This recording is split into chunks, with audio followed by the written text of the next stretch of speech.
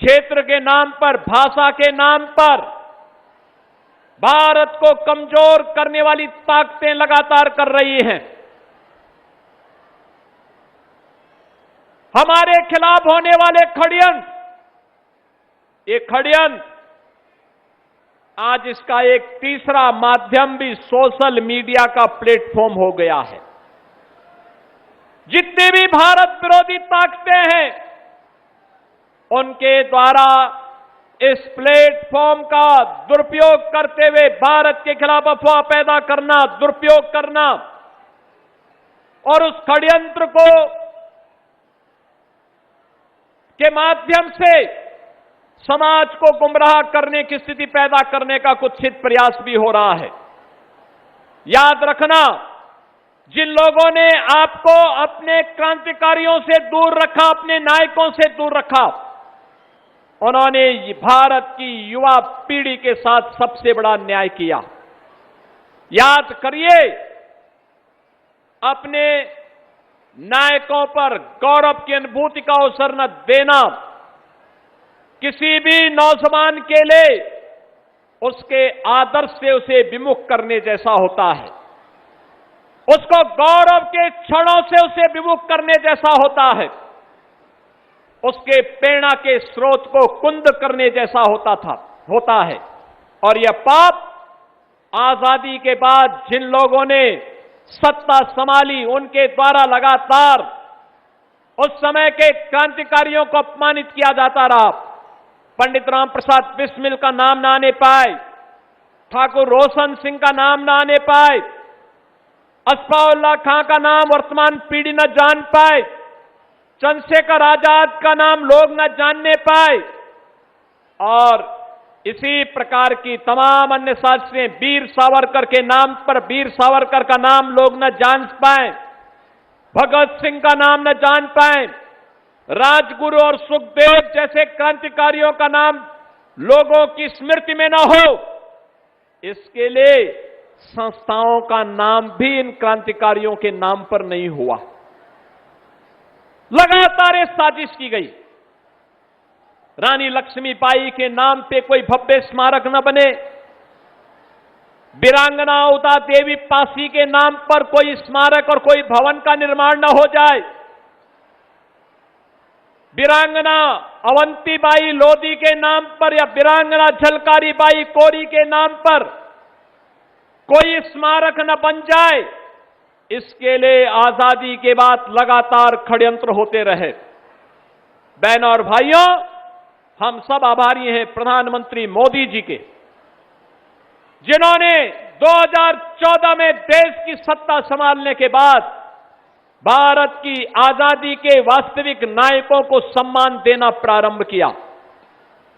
भारत की आजादी के उन पुरोधाओं का स्मरण किया। बाबा साहब भीमराव अंबेडकर से जुड़े हुए पंच तीर्थों का निर्माण हो, वीर सावरकर का भव्य स्मारक के निर्माण का कार्य हो, या फिर पंडित राम प्रसाद बिस्मिल, ठाकुर रोशन सिंह और असफाउल्लाह खां के नाम पर उनके स्मारक निर्माण के कार्यक्रम को आगे बढ़ाने का कार्य हो, और काकोरी डकैती नहीं बल्कि काकोरी ट्रेन एक्शन नाम देकर के मोदी जी ने इन महान क्रांतिकारियों को सम्मान देने का काम किया है। आज इन क्रांतिकारियों के नाम पर डाक टिकट जारी हो रहे हैं। आज इन क्रांतिकारियों के नाम पर संस्थाओं के नाम रखे जा रहे हैं। नहीं तो आजादी के बाद एक ही परिवार और एक ही खानदान के नाम पर सभी नामकरण होते थे, किसी और का नाम नहीं आता था। और आज के इस अवसर पर जब हम काकोरी ट्रेन एक्शन से जुड़ी हुई इस महत्वपूर्ण आजादी की लड़ाई के पड़ाव की ओर ध्यान देते हैं, आपने यहां पर अभी इस नाट्य श्रृंखला को देखा है, और इस नाट्य श्रृंखला के अग्रिम कड़ी के रूप में मैं आपका आह्वान करूंगा, हम सब अपने क्रांतिकारियों को देखें, ढूंढें। प्रधानमंत्री मोदी जी ने आजादी के अमृत महोत्सव वर्ष में पूरे भारतवासियों का आह्वान किया था, हमें अपने क्रांतिकारियों का स्मरण करना होगा। हमारे गांव में, हमारे क्षेत्र में, हमारे जनपद में बहुत सारे ऐसे नायक गुमनाम रूप से होंगे जिन्होंने सर्वस्व समर्पित किया। देश की आजादी के लिए सब कुछ उन्होंने अपना अर्पित कर दिया। एक ही भाव था, और वो भाव था कि तेरा वैभव अमर रहे मां, हम दिन चार रहे न रहे। लेकिन तेरा वैभव अमर रहे मां का भाव आजादी के बाद सत्ता लोलुप इन लोगों ने केवल अपने वैभव तक सीमित कर दिया है। परिणाम क्या रहा? क्रांतिकारियों को भुला दिया गया, पाठ्यक्रमों में उनको स्थान नहीं दिया गया, उनसे वंचित किया गया। और उसके बाद षड्यंत्र पर षड्यंत्र, देश के खिलाफ, समाज के खिलाफ बांटने की वो साजिश फिर से प्रारंभ हुई है। मैं आप सबका आह्वान करूंगा, इन महान क्रांतिकारियों ने देश के लिए लड़ाई लड़ी थी। देश की आजादी इनके लिए सर्वोपरि था, और उस आजादी के लिए उन्होंने जो कार्य किया, आज उन्हीं की स्मृति को जीवंत बनाए रखने के लिए हम लोगों ने शताब्दी महोत्सव का जो आयोजन काकोरी में किया था, अनेक कार्यक्रम आयोजित हुए थे। उन कार्यक्रमों की श्रृंखला में आज उसका समारोप कार्यक्रम है। पिछले एक वर्ष में अनेक कार्यक्रम इन क्रांतिकारियों की स्मृति में आयोजित किए गए। बहनों और भाइयों, आज उन क्रांतिकारियों के प्रति सम्मान देने के लिए मंच पर हम लोगों ने काकोरी 10 एक्शन से जुड़े हुए जो परिवार थे, उन परिवार के सदस्यों से जुड़े हुए वर्तमान पीढ़ी को यहां पे सम्मानित तो किया ही, स्वतंत्र भारत में भी देश की सुरक्षा के लिए अपना बलिदान देने वाले ऐसे वीर सैनिकों के परिवारजनों को भी हम लोगों ने यहां पे सम्मान दिया है। मैं आज के अवसर पर भारत माता के इन सभी महान सपूतों की स्मृतियों को नमन करते हुए उन्हें विनम्र श्रद्धांजलि अर्पित करता हूं। उनके परिवार के सभी सदस्यों को और वर्तमान पीढ़ी का अभिनंदन करता हूं।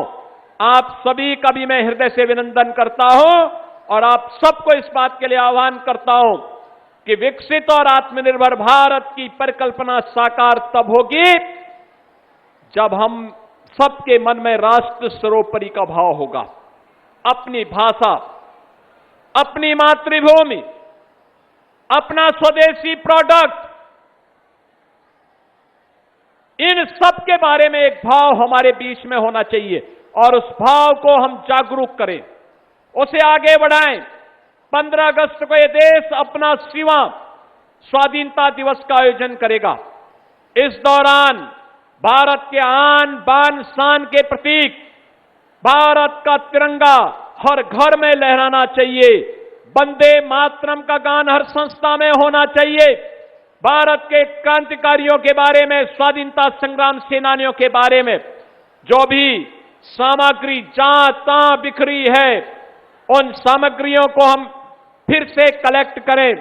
उनसे जुड़े हुए स्मारकों का सुंदरीकरण करना, उसकी मरम्मत करना, उसकी रंगाई पुताई करके पुष्पांजलि के लिए तैयार करके उन क्रांतिकारियों के प्रति हम अपना सम्मान व्यक्त करेंगे। इस भाव के साथ मैं काकोरी 10 एक्शन से जुड़े हुए सभी नायकों का आज के इस अवसर पर नमन करते हुए आप सबको भी आज के इस दिवस के अवसर पर अपनी हृदय से आपकी उपस्थिति के लिए अभिनंदन करते हुए अपनी वाणी